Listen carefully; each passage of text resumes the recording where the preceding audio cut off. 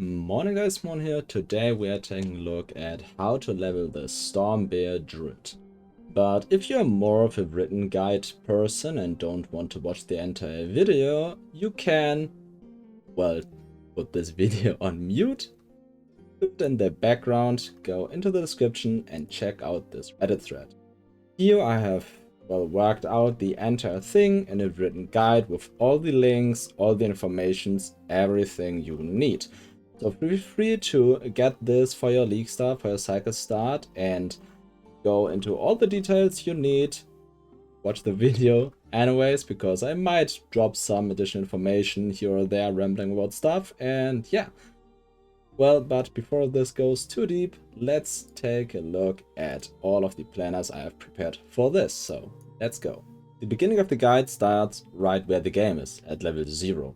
Before we start looking right into where we are here, I want to add the information that I have prepared a filter as well.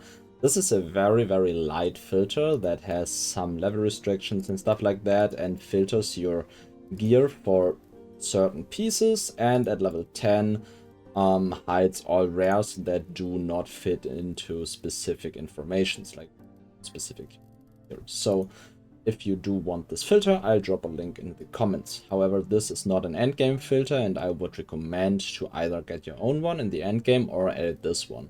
This one does include all the important mods you need for the build, but it does not care about other classes or other things you might want to do with other builds. So this really is a very specific filter just for this build and for leveling. Also, here we have a level 27 character of my test run. I ran up to level 27 because I felt like at this point the build was solid enough to say, well, from here it's pretty face roll. However, as you've seen, I have prepared a lot of planners and we are going through all of them right now, starting with the first one, level 0 to level 10. Here, if you have played the game before, there is not, well, insanely many options, but I have prepared some stuff anyways. For the skills you want to go with Summon Wolf, Fury Leap, Storm Totem, a Thorn Totem, Aether's Blessing, and Gathering Storm.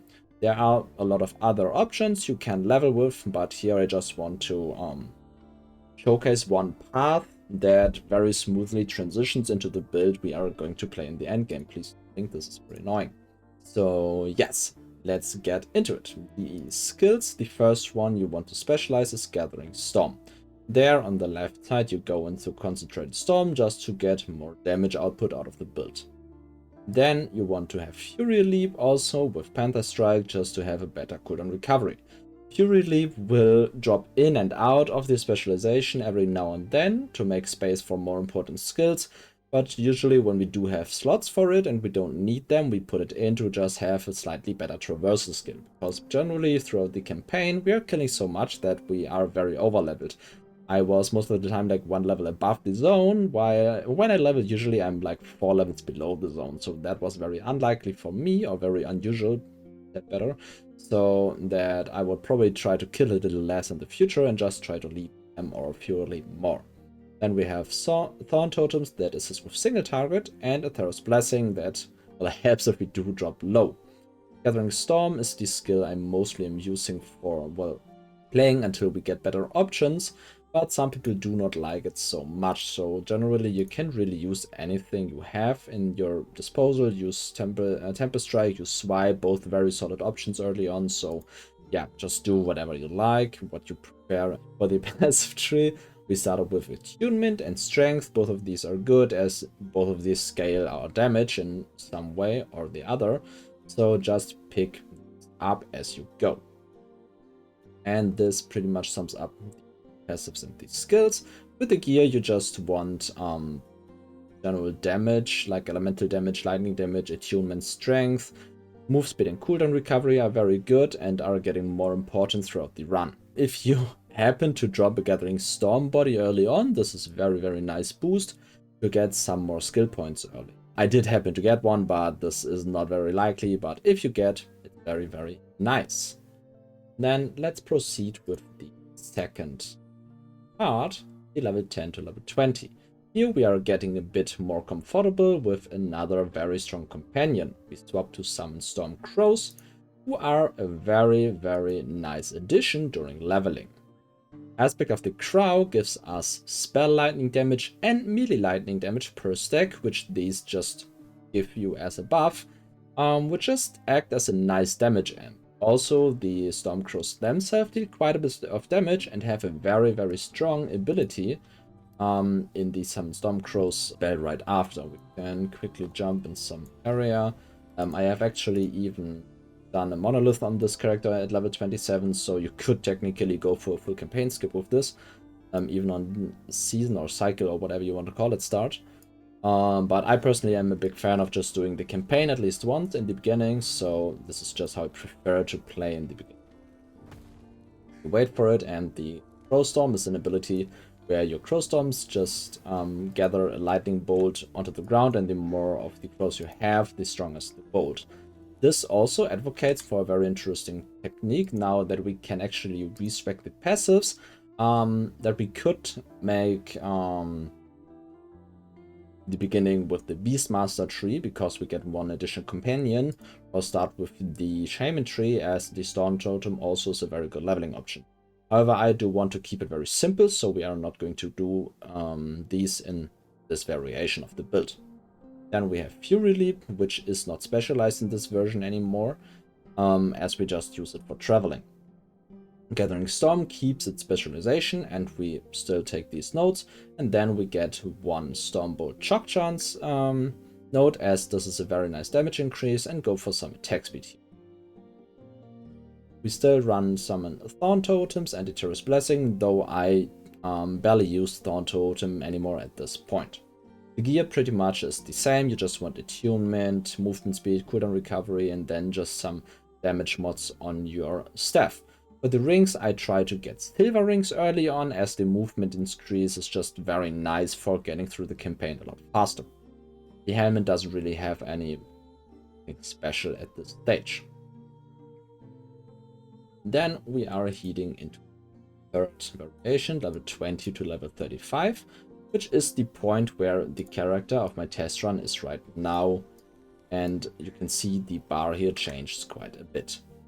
The specialization adds Tornado, and we pretty much are at a point where we can play the build as it is intended to some extent. While we do not have all the crazy rotations yet, I can show you quickly in the Monolith. We are 30 levels below this one, but we can already like just put some tornadoes down there and kill enemies here. You can see it already is working. We can reset our mana, but the rage generation just isn't there yet. You can also just hit them here, but they are quite dangerous because of the high level difference, so you do want to keep it somewhat safe. But we are not going to do the thing here, so just, but you will see we already can play Tornado at this point. For the Stormcrows, we want to travel to the left and go for the Armor Shred. You won't likely not have the points at this point for the Armor Shred, but it's the direction we're heading to. Also, Wisdom of the Storm and Navigator are two very strong nodes that can just help you quite a bit. Actually, this one not. I don't know why this is here. Don't pick this one. Wrong in the red as well, but yeah, probably right. Do not pick this one. And then for Tornado, you just want to get your frequent lightning as quickly as possible, and after that travel for Lasting Storms and Hurricane. Because Lasting Storms increases the duration of your tornadoes, and Hurricane increases the chance to cast multiple at once, which makes them a lot better, because this basically is at 4 points a 100% more damage multiplier. Strong. You do lose on pull strength, though I never thought or never felt like pull strength was very necessary, so generally I don't really mind losing that. However, the lightning frequency is the most important part early on, just so you get a lot of hits out quickly. Gear-wise, nothing really changes. Basically, you try to get the same stuff, just in a little bit better. If possible, you can get Armor Shred on a piece here or there also, either Amulet or Gloves, though this will be a lot more important later on when we drop the Stormcrows out of the build.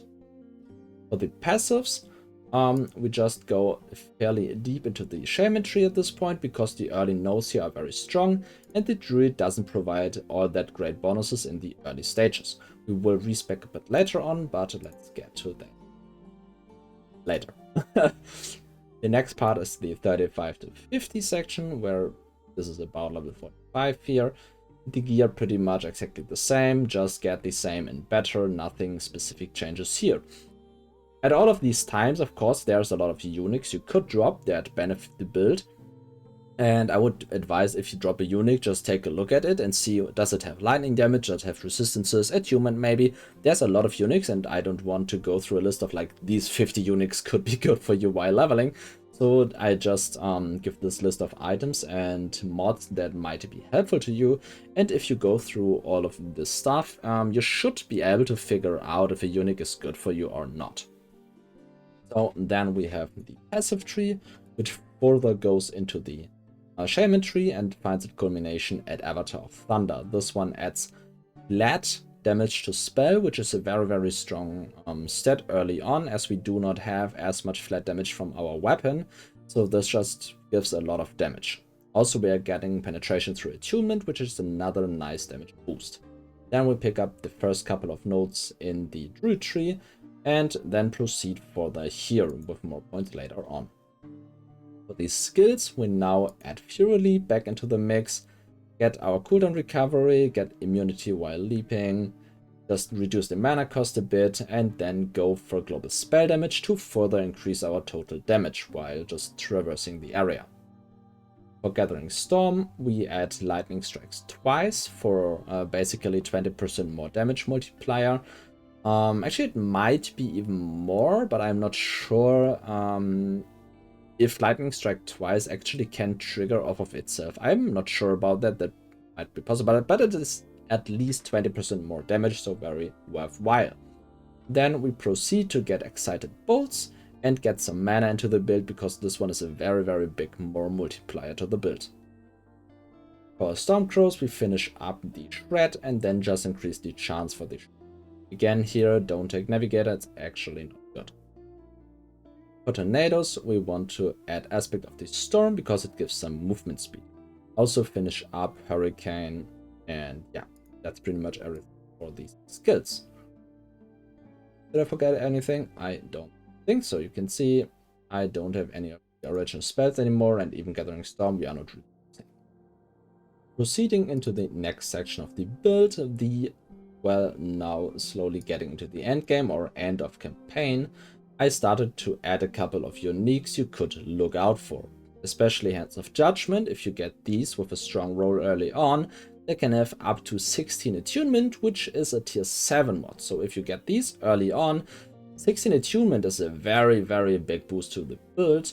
Also, it gives a lot of void resistance and armor, so generally it's on a very strong base. For the belt, Legacy of the Quiet Forest is a belt that can drop from level 50 onwards and just has tons of good stats on it. So this one just pretty much always is very good, and you might just keep upgrading it with higher legendary potential and see it in like the latest versions of the build as well. For the amulet, I did actually make a mistake here. I have Storms, so while you want to aim for it, requires level 85, which I noticed very late. So this still is in here, and you do want it as soon as you can have it, but you cannot have it before level 85, so it somewhat doesn't fit in here. Just keep a rare or an exalted piece of the same idea. Damage and Shred. And then we have the body armor here. Again, we don't really have more different stuff, just more better mods. We put health on some pieces, like on the helmet and the body. We do want to change to opal rings or resistance rings, because we just try to get a more balanced all-rounder build. Add some health here or there, lightning damage attunement, movement speed cooldown, same as before. We also can now include crit multiplier into the build and try to go for more cast speed, lightning penetration, and lightning damage on the weapon. Also, we try now to get better bases on the weapon, especially the bases that give flat mana are very strong due to our mana scaling. Also, we now transition into the full build, which means we now have the full spec that we are just expanding upon and not changing any out anymore. Starting with Gathering Storm, we pretty much just fill out the points we had before and add upon. Then we have Maelstrom, which is a new addition to the build at this stage. We try to go for Windswept and Windfear early to get Frenzy and Haste for the speed boosts. Get Whirlpool to 4 points quickly because the stack duration is very strong on the character. You can go with more points into Turbulence to pick up Growing Storms after, but before that you should pick up Power of the Storm and Energized. For Tornado, we basically just want to fill out the points here. You could go into Overcast Skies already, or just go with the increased cast speed. Both of these are very viable and have, well, this one clears further, this one has more single target damage. Then for the Warcry, which also is a new addition into our specializations, we want to path for Whirlpool early to get the 4 Maelstrom casts whenever we use Warcry. Then we pick up Bringer of Winter for the additional crit chance and go for Ferocity after. For Werebear, which also gets its specialization now, we want to path for Unending Storm the quickest as we can, because this makes playing in the Weber form a lot more bearable. And after that we try to go for Wizened Claws, because spell damage per strength is a very strong damage multiplier. For the passive tree, we now take some points out of the Shaman and try to fill up the Druid tree.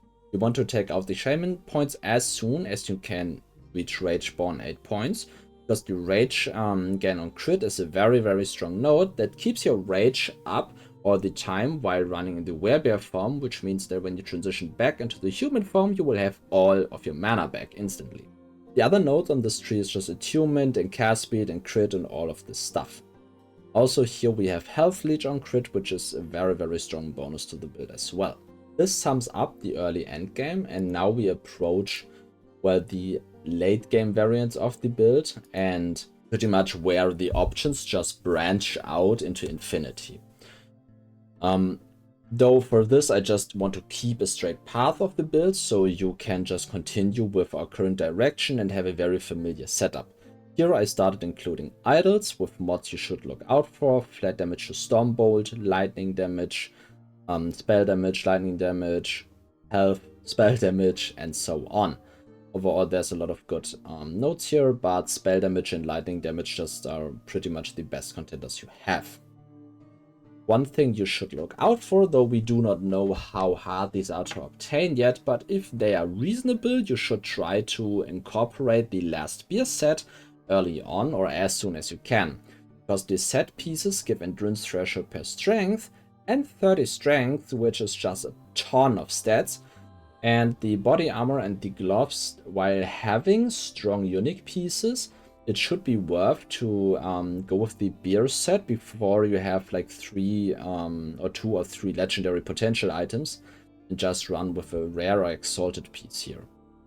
Also, you do not need the like highest tiers of these set pieces, so generally just having them might be enough. Though they are very strong, so you could as well try to aim for a tier 6, tier 7, whatever of these to just have very, very good stats. You now want to transition into 2 Opal rings for the cooldown recovery. Definitely have your Eye of Storms with at least 1 LP and crit multiplier or shred. At this point you do need a chance to play Armor Shred either on your gloves or the amulet, as this is a very, very strong damage multiplier and you don't want to miss out on it. But the boots, Foot of the Mountain, are a very, very, very good option, because they just give ton of endurance and all attributes, which just give all of the stats. So this is just very, very good. We get mana, we can get defense, we can get power, we get just everything. So Foot of the Mountain, pretty much the best in slot boots for pretty much nearly all the variants of the build. There are some other good contenders, but Foot of the Mountains just fulfills so many options and so many roles that even the mana cost reduction for your spells is very, very good. So overall, extremely good boots. If you happen to get these with 2 or 3 LP early on, And actually 3 LP ones are somewhat reasonable to farm in Circle of Fortune and probably reasonable to buy, but I don't know how popular they will be. That you could go for these. This is not like day 1 gear with 3 LP, but it's like very obtainable throughout a couple of runs. You maybe need like 50-60 runs, but at some point, especially with the new dungeon reworks, you might get these in a reasonable amount of time. For the staff, you now definitely want a lot of cast speed and lightning damage, and then add mana on top of it. I do like the Dragon Staff with +1 to elemental skills, but there are a couple of options you could go here for. Like the Gate Staff, though it does increase the mana cost, but has the highest spell damage it.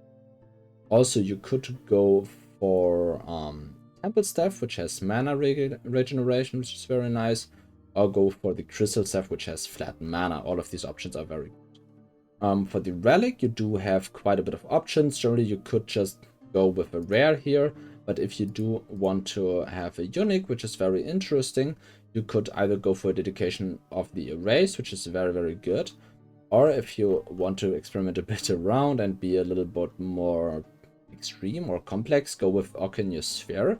This one is extremely good, but you have to change your approach to the character quite a bit, because for this you have to have equal intelligence and attunement, which means you do want to shift in a very strength-focused type of character, so you might have to do passive switches and a lot of other switches. I talked about Oceanus Sphere in a different video.